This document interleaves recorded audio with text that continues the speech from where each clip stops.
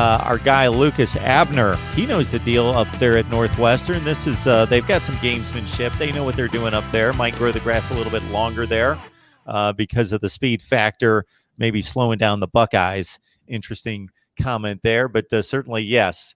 If you look at Northwestern's field down through the years, it has not always been one of the best maintained in the Big Ten, and they will look to possibly get any advantage they can against what against them would be a track squad at Ohio State.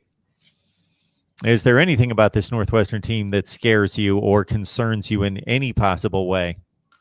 I mean, they have a pretty solid defense. I think that the offense is pretty anemic, and I don't know how they're going to score enough points to put a fright in Ohio State in any stretch of the imagination. But, I mean, it's a lot of the same names on the defensive side of the ball. I mean, they still have Patty Fisher. They still have Joe Gaziano. I mean, they still play a defense where they keep everything in front of them, really try to limit the big play. Granted, Ohio State was able to put up 45 points on them last year in the Big Ten championship game. But I go through the offense. They really don't know what they want to do at quarterback. Hunter Johnson has been a little dinged up, but he really has not been effective this year. Aiden Smith has been who they've gone to some. I mean, his numbers really aren't significantly better either. You look at the running game, it was Isaiah Bowser last year during the Big Ten championship game. He's back on top of the depth chart, but Drake Anderson has had more of the carries this year just based on his health. And when you look at their receiving core, I think their leading receiver had something like 150 yards, and he's hurt. So he's not even going to be there. So Riley Lees becomes their number one receiver. And, a guy can always break out and have a big game, but he hasn't had that big game yet this year. So I just really don't see anybody on the offensive side for Northwestern that should give, any fits to Ohio State in terms of what you see on paper. You got to get out there. You got to play the game. I don't think anybody thought in the early 2000s that a team led by Brett Bazinet up in Evanston was going to knock off the Buckeyes. And, it happened there. But, that was a much more, a much deeper team. Yeah, so you're talking about 2004 game? Yes. Yeah. So this was 2 years after the national championship. Obviously, they went up there 2 years earlier, and Maurice Clarett had to have a big second half. They only won that game like 27-16. Then they go 2 years later. They lose in overtime. Yeah, they lose in overtime 2 years later. Yet Brett Bazinet. Riley Lees is kind of a poor man's Tim Dwight of sorts. Yeah, he's got 19 catches this year at a whopping 7 yards per reception. So, I mean, a very poor man's Tim Dwight.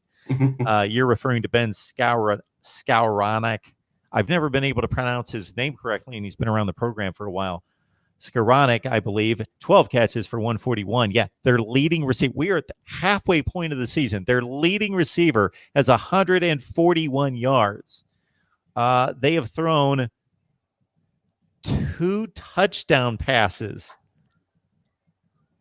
I knew it was bad. I haven't looked at the stats for a while. Hunter Johnson, the big 5-star from Clemson, has 1 touchdown pass, 4 picks, 48% completion percentage. This is in the year 2019, 48% completion percentage.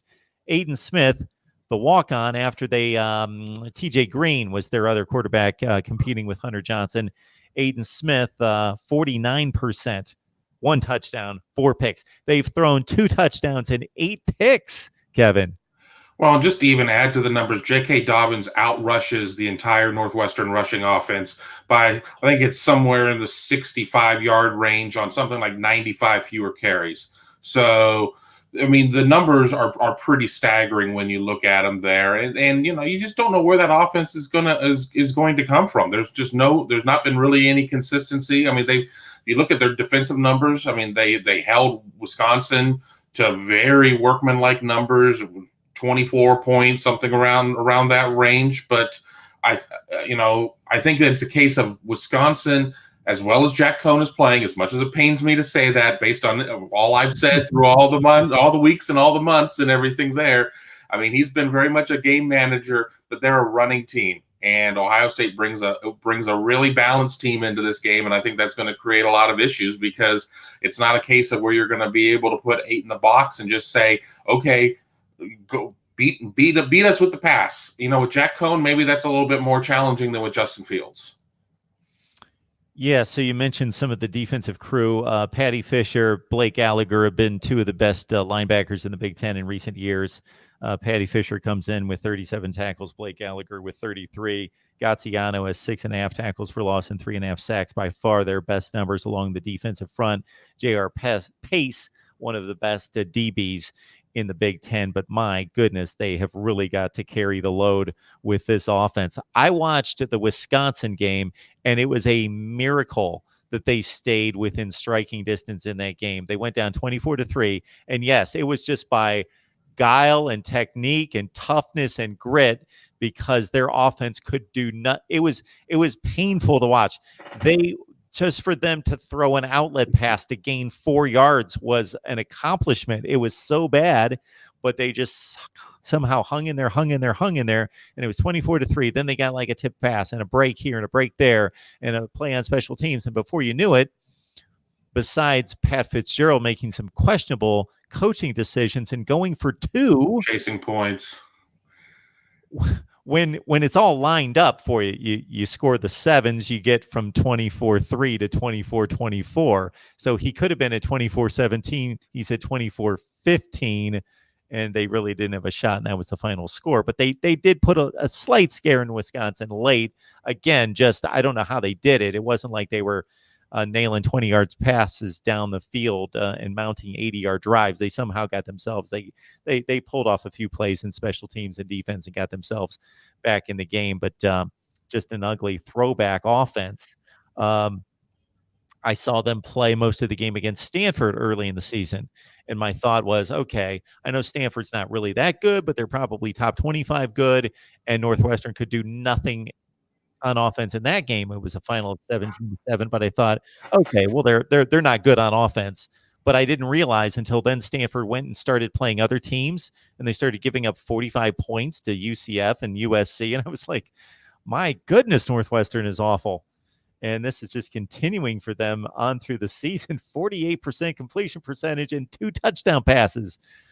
Right. I mean, it's just really hard to find anything there that's been going well in offense. I mean, their big win was what, UNLV. I mean, they put up some points there, but outside of that, I mean, if you look at Northwestern's offensive numbers in Big Ten play and put them up against Rutgers' offensive numbers in Big Ten play, I mean, while Rutgers has been all-time low, Northwestern is right there too. I mean, Northwestern and Rutgers are right there, about 72, 71 points scored over the season, but Rutgers has the benefit of an extra game that Northwestern doesn't, so that doesn't make it look quite as bad for the Wildcats. But Ohio State just doesn't throw the ball around in terms of being fast and loose and putting it on the deck that much. And it would really take Ohio State being about a -4 in the turnover margin and giving Northwestern a very short field for them, honestly, to break 20 even. And I mean, I have a hard time seeing them breaking into double figures. David Greenshield, we appreciate the contribution so much, more than you know, in helping us build the channel. So thank you for joining us for Ohio State Buckeyes Live. We got Kevin Noon on the line from Buckeye Grove, so you got to check out his work over there. Kevin also with a YouTube channel on Ohio State football. What have you posted lately over there?